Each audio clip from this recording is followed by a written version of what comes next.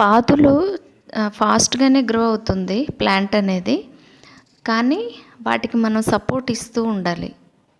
అవి ఇంకా తీగలు కొనలు అనేవి కింద పడకుండా మనం సపోర్ట్ ఇస్తూ ఉంటే కనుక తొందరగా పూత కూడా స్టార్ట్ అవుతుంది. ఫ్లవర్ అనేది తొందరగా వచ్చి ఇంకా కాయలు స్టార్ట్ అవుతాయి. నేనేం చేస్తానంటే స్టిక్స్ ఫస్ట్ పాతి పెట్టేస్తాను. ఇంకా వాటికి సపోర్టివ్గా తాళ్ళు కట్టేస్తాను. తాళ్ళు ఉంటాయి కదా మన దగ్గర, అవి నేను తాళ్ళు కట్టేసి ఇంకా కొనలు అనేవి ఇంకా అలా డైలీ చూస్తూ నేను చుడుతూ ఉంటాను, ఇంకా సపోర్ట్ ఇస్తూ ఉంటాను. అప్పుడు మనకి కాయలు అనేవి చాలా తొందరగా వస్తాయి. తర్వాత అవి చాలా బాగా గ్రో అవుతుంది కూడా వెజిటేబుల్ అనేది కూడా.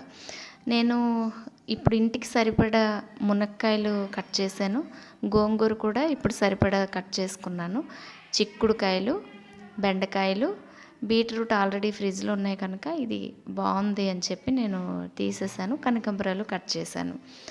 వాటరింగ్ చేస్తే కనుక సీజన్తో సంబంధం లేదు, చాలా బాగా వస్తాయి హార్వెస్ట్ అనేది కూడాను.